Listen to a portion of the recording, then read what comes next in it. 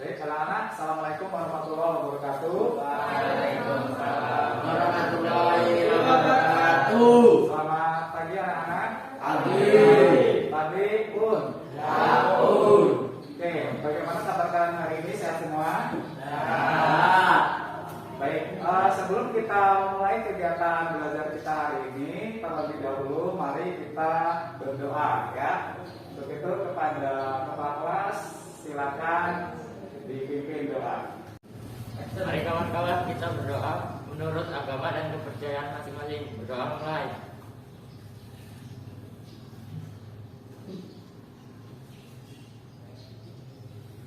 Berdoa selesai. Baik, terima kasih ketua kelas yang telah memimpin doa. Mudah-mudahan dengan dipimpin doa tadi, pembelajaran kita pada pagi hari ini dapat berjalan dengan lancar. Nah, sebelumnya Bapak ingin mengecek kehadiran kalian terlebih dahulu ya. Hari ini siapa yang tidak masuk anak-anak? Dandi Hartono ya. Sama Ada Faiz. keterangan kenapa dia tidak masuk? Enggak Nah, selain Dandi siapa lagi? Faiz. Faiz tetangganya Dandi bukan? Bukan. Enggak. Baik. Jadi hanya dua anak ya yang hari ini tidak masuk ya. Iya. Oke, kalau begitu kita langsung ke pembelajaran kita hari ini. Jadi anak-anak, seperti yang kalian lihat di sini, hari ini kita akan belajar apa? Pidato persuasif. Pidato persuasif. Nah, anak-anak, Bapak mau tanya sama kalian. Pernah tidak kalian menonton, melihat, atau membaca contoh teks pidato? Pernah? Enggak. Belum pernah? Belum. Baik, anak-anak, tentunya kalian semua di rumah pernah lihat di televisi, pernah mungkin mendengarkan di radio atau di YouTube. Jadi macam-macam sekali jenis pidato yang ada di sana ya. Misalnya contoh Pak Presiden kita, Pak Jokowi, ya kan, ketika memberikan sambutan atau pidato itu merupakan contoh pidato. Nah, hari ini kita akan fokus ke pidato persuasif karena memang jenis pidato banyak, tidak hanya persuasif saja, tetapi ada beberapa jenis pidato dan pembelajaran kita pada hari ini kita akan berfokus pada pidato persuasif.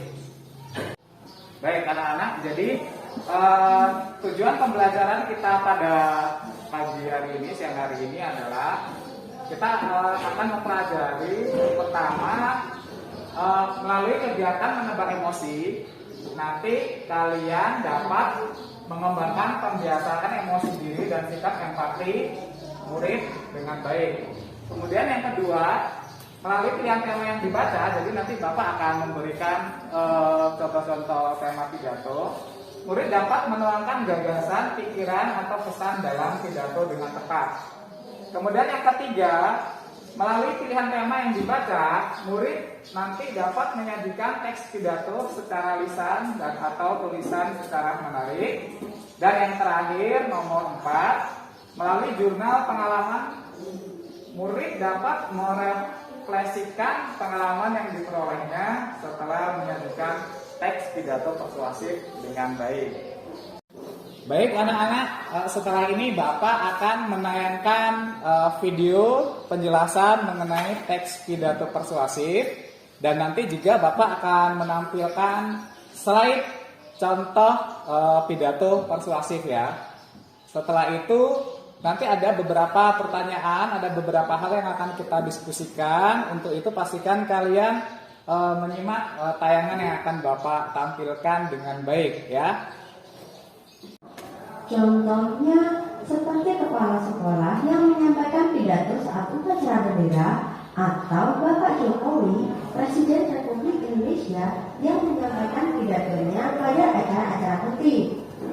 Secara pengertian, pidato adalah sebuah kegiatan berbicara di depan umum untuk menyatakan pendapat atau memberikan gambaran mengenai suatu hal.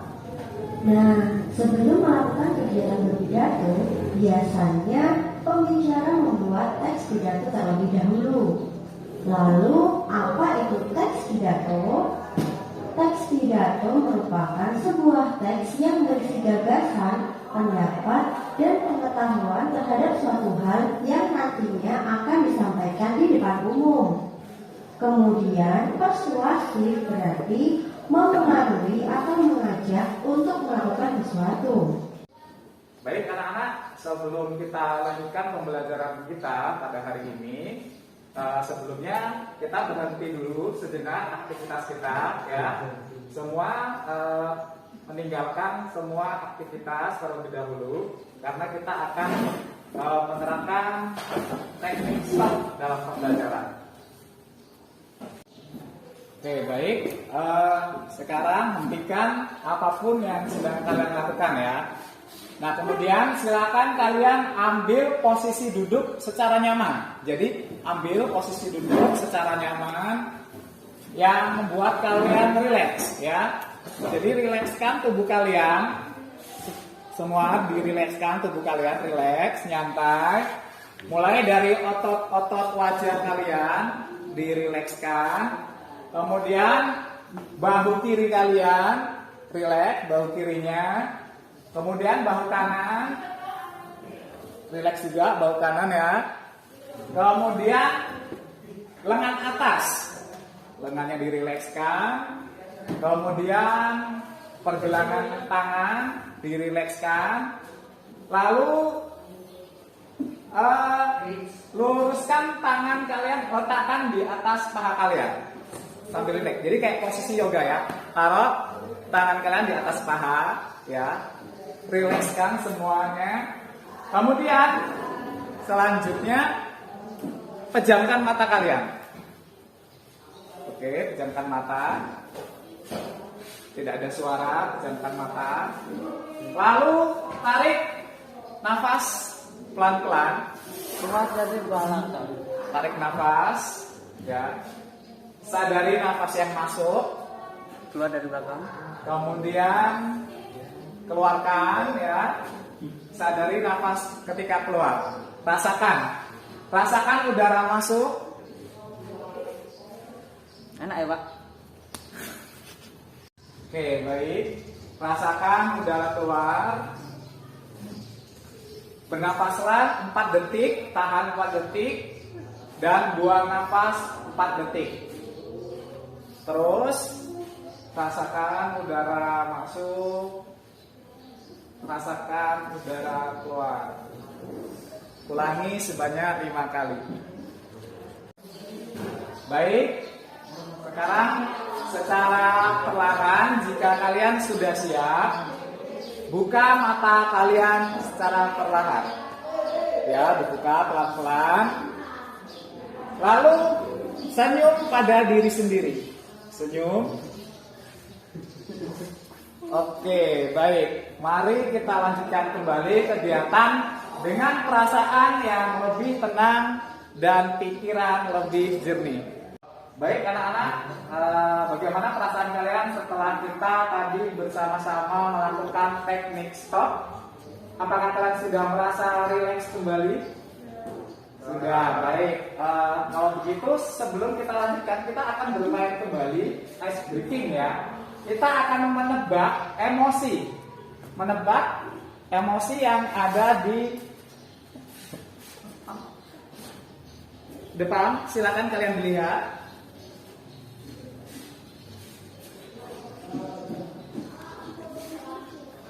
Oke, nah selanjutnya kalian lihat. Kira-kira anak yang di sisi sebelah kiri ini, mereka itu sedang mengalami suasana yang seperti apa? Emosi mereka sedang apa? Apa yang mereka rasakan? Tidak percaya? Tidak percaya diri. Lalu kalau yang sebelah sini?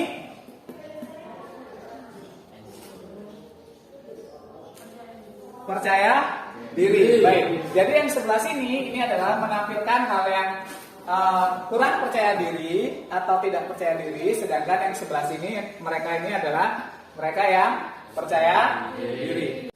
Baik anak-anak, selanjutnya Bapak ingin tahu bagaimana pendapat kalian tentang hal atau peristiwa yang dialami oleh anak-anak yang berada di gambar yang ada di depan. Nah, untuk itu saya meminta salah satu dari kalian yang ingin memberikan pendapatnya.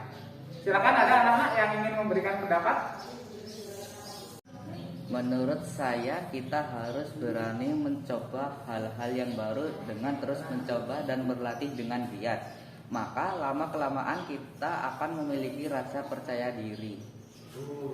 Baik, bagus sekali tanggapan dari Ade Arifki berkaitan dengan bagaimana kita menghadapi rasa tidak percaya diri. Nah, yang lain ada yang ingin memberikan pendapatnya terkait dengan emosi yang percaya diri tadi? Oke, baik, Dinda Aprilia, silakan nak. Kita harus memiliki rasa percaya diri agar kita bisa melakukan sesuatu dengan baik. Tanpa rasa percaya diri, maka kita akan kesulitan melalui sesuatu. Baik anak-anak, terima kasih tadi beberapa di antara kalian tadi sudah memberikan tanggapannya terkait dengan bagaimana kita mengenali emosi ya. Sekarang kita akan kembali ke materi kita hari ini. Tadi seperti yang sudah Bapak sampaikan di awal bahwa pada hari ini nantinya yang menjadi tujuan pembelajaran kita adalah kalian mampu menyusun atau menulis atau membuat teks pidato persuasif berdasarkan beberapa tema yang nanti akan Bapak bagikan kepada kalian untuk kalian bandingkan dan pelajari ya. Nah, sebelumnya Bapak ingin menjelaskan sedikit terkait dengan materi pidato persuasif. Baik anak-anak, jadi setelah kalian mendengarkan materi tentang teks pidato dan struktur tadi, sekarang kalian akan Bapak bagi menjadi beberapa kelompok ya, untuk kemudian berdiskusi ya, menjawab pertanyaan-pertanyaan yang ada dalam LKPD itu. Kemudian setelah itu nanti setelah kalian mendiskusikan hasil diskusi kalian, nanti kalian akan menulis teks pidato persuasif berdasarkan tema-tema yang sudah Bapak bagikan ke kalian ya. Jadi kalian nanti silakan pilih sendiri tema yang sesuai dengan minat kalian untuk kemudian dijadikan acuan sebagai bahan untuk menulis pidato persuasif kalian. Baik anak-anak, kalian sudah berdiskusi secara kelompok terkait dengan pidato persuasif, bagaimana contoh pidato persuasif. Untuk itu sebelum Bapak akan memberikan tugas untuk menyusun atau membuat teks pidato secara tertulis, sebelumnya Bapak ingin bertanya, apakah masih ada di antara kalian yang belum bisa menyusun teks pidato persuasif dengan baik? Ada? Pak. Oh ya, siapa namanya nak? Arya Dinata. Arya Dinata, ya. Oke baik, selain Arya Dinata, ada lagi nak yang belum paham menyusun pidato? Ya, siapa namanya nak? Agus Setiawan. Agus Setiawan, sama Doni Aditya ya? Baik, jadi Arya Dinata, Agus Setiawan, dan Doni Aditya, silakan kalian berkumpul di sebelah sana nak. Sedangkan yang lainnya boleh melanjutkan tugas kalian. Baik anak-anak, jadi kalian yang sudah bisa membuat, silakan kalian semua berkreasi. Bapak berikan kesempatan untuk berkreasi sesuka kalian untuk menulis teks pidato persuasif ya. Kalian boleh mengumpulkannya nanti pidato teks persuasif ini dalam bentuk tulisan, boleh. Atau kalau kalian suka dalam maju ke depan juga nanti boleh. Atau ketika kalian ingin membuat video teks pidato persuasif dalam bentuk video itu juga boleh. Dalam bentuk rekaman suara juga boleh. Ini yang disebut dengan diferensiasi produk ya nah. Jadi kalian boleh menulis atau boleh mengumpulkan hasil karya kalian dalam bentuk yang kalian sukai.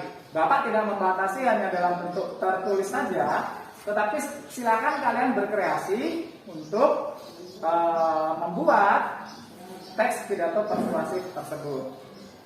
Baik anak-anak, kita sudah sampai pada kegiatan penutup ya. Jadi kita tadi sudah melalui beberapa rangkaian kegiatan mengenai bagaimana kita membuat dan menyusun teks pidato persuasif ya Nak ya. Untuk itu Bapak ingin bertanya kepada kalian, jadi teks pidato persuasif itu apa Nak? Ada yang tahu? Baik anak-anak, ada yang ingin memberikan simpulannya berkaitan dengan pembelajaran kali ini? Ya, Pak. Boleh, silakan. Teks pidato merupakan sebuah teks yang berisi gagasan, pendapat dan pengetahuan terhadap suatu hal yang nantinya disampaikan di depan umum.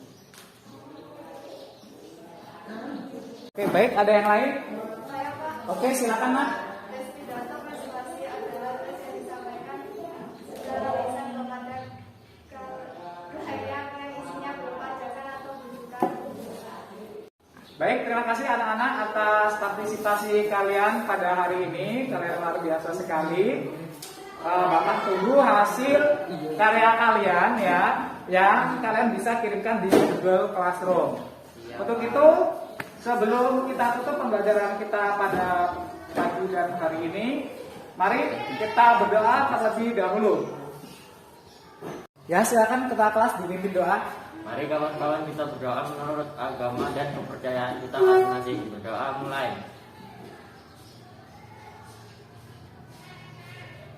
Berdoa selesai. Baik anak-anak, terima kasih atas perhatian kalian semua. Sebelum kita tutup, jangan lupa kalian untuk senantiasa mematuhi protokol kesehatan ya Nak ya. Jadi meskipun kita sudah pulang, harapannya kalian tetap mematuhi protokol kesehatan agar COVID-19 ini segera berlalu. Baik, Bapak akhiri. Assalamualaikum warahmatullahi wabarakatuh. Waalaikumsalam warahmatullahi wabarakatuh.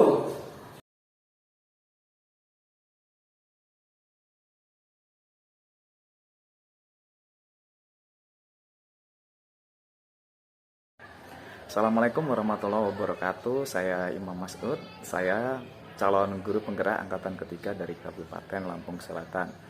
Di sini saya akan merefleksikan pembelajaran berdiferensiasi dan kompetensi sosial emosional sebagai aksi nyata modul 2.2. Jadi yang pertama adalah perasaan saya pada saat merencanakan pembelajaran berdiferensiasi dan pembelajaran sosial emosional adalah yang pertama, saya merasa senang sekaligus tertantang dalam membuat rencana pelaksanaan pembelajaran yang berdiferensiasi yang sekaligus terintegrasi dengan kompetensi sosial emosional.